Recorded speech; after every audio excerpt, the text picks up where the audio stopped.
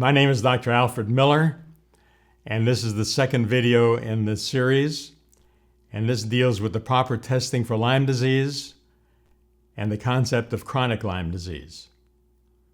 Regarding the proper testing, the CDC, the Communicable Disease Center, advocates a two-tier system of testing for Lyme disease. The first test is the screening test, the ELISA. However, medical literature articles reveal that up to 50% of the ELISA tests may be false negative. So if a patient has Lyme disease and the ELISA test is negative, the patient is assumed not to have Lyme disease incorrectly. The Lyme disease is excluded with an invalid test. The CDC states that if the ELISA test is positive, a Western blot test should be performed.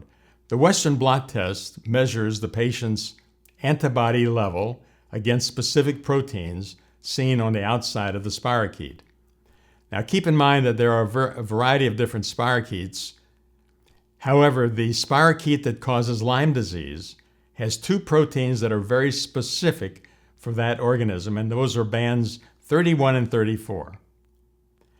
The CDC does not include those bands as part of the criteria for a positive Western blot test. Most laboratories in the United States omit bands 31 and 34. This omission, I feel, makes the Western blot test in those laboratories invalid.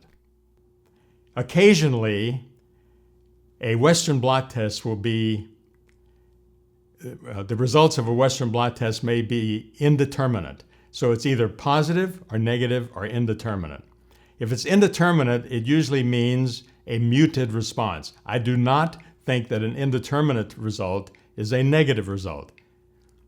If a patient has one of the illnesses that can be caused by Lyme disease, oftentimes they are taking an immunosuppressive drug, which of course diminishes or causes a muting of the antibody response. So the test results may not be valid. In that circumstance, I suggest a provocative test consisting of 21 days of antibiotics, such as zithromycin plus Flagyl, and at the end of the 21 days, a repeat Western blot test. This exposes the organism to the immune system with a resulting increased production of antibodies, and the Western blot test is then a more valid test. A third very helpful test is the CD57, performed by LabCorp. I have no connection with any laboratory, but LabCorp happens to perform a very valid CD57 test. The only illness that lowers the CD57 is Lyme disease. If the level is below normal, one can almost be assured that the patient has Lyme disease. If the CD57 is normal, it does not exclude Lyme disease. In addition, the CD57 is helpful in monitoring the efficacy of the treatment. So as the patient improves, the CD57 blood level increases.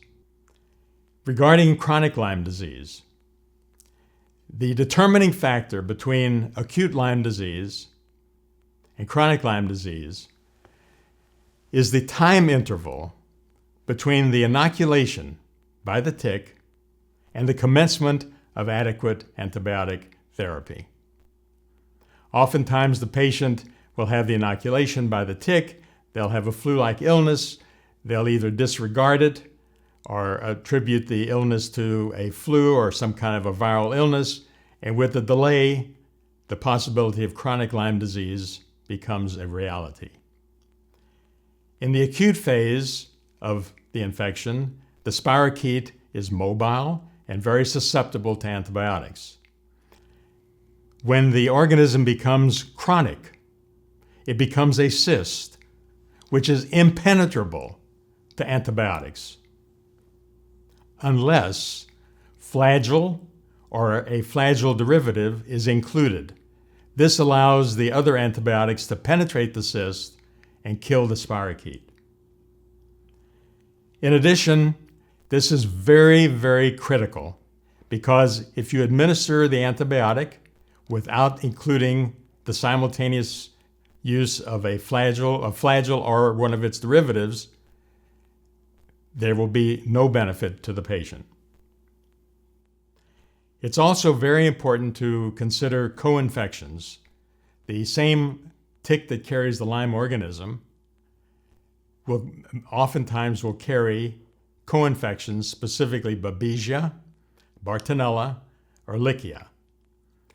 These co-infections are intracellular as opposed to the Lyme organism, which is extracellular, and different antibiotic treatment will be necessary. The last issue that I'd like to raise is the concept of therapeutic success and therapeutic failure when treating these neurological diseases.